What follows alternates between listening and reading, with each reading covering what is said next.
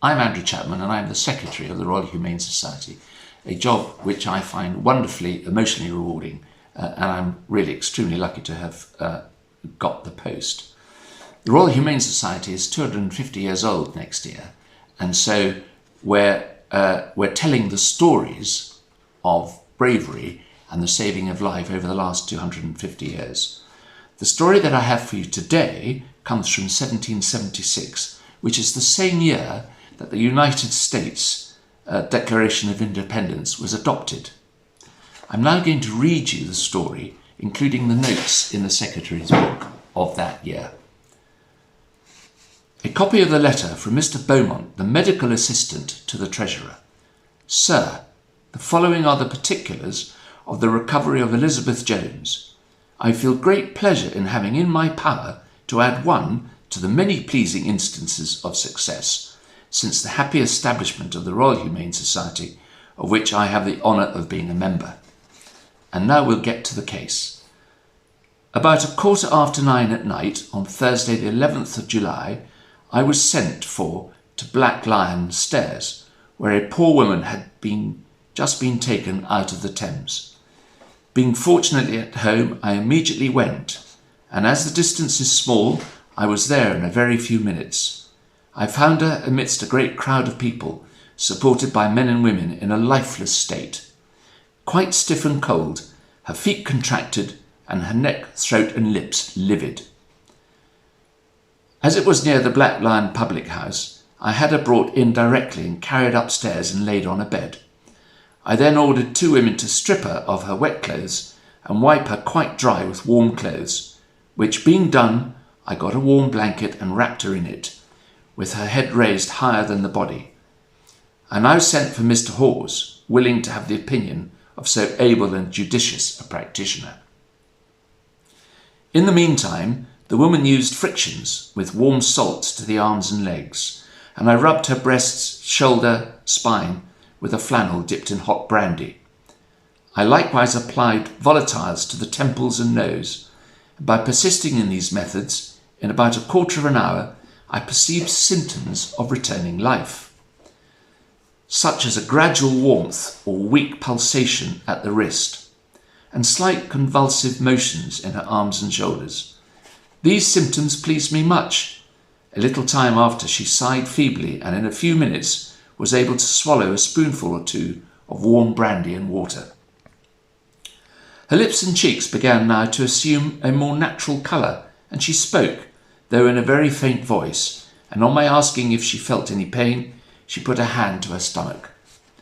Mr. Hawes, being now come, he concurred with me in the methods that had been used, and as the warmth now began to be more general, we left off using the frictions, except to the legs and feet, which were still cold and contracted. And in a little time she took some warm wine and a bit of toasted bread. Her pulses were yet very languid and irregular, and she complained much of a pain across her breast. We therefore persuaded her to take some more of the warm wine, and as the warmth in her legs and feet now returned, and on her complaining that her legs were sore from frictions, we now desisted. The room she was in, being very small and confined, we caused her to be moved to another more convenient and airy room and put in a warm bed. She was now better and inclinable to sleep. We left her and sent some cordial medicines to be taken occasionally, as she was still very languid. I called on her again in about half an hour, and found her in a gentle perspiration, but still complaining of the pain and tightness across the chest. I ordered 2 women to sit up with her, with directions that if any alarming symptoms should arise, to send for me, but it seems she rested tolerably well.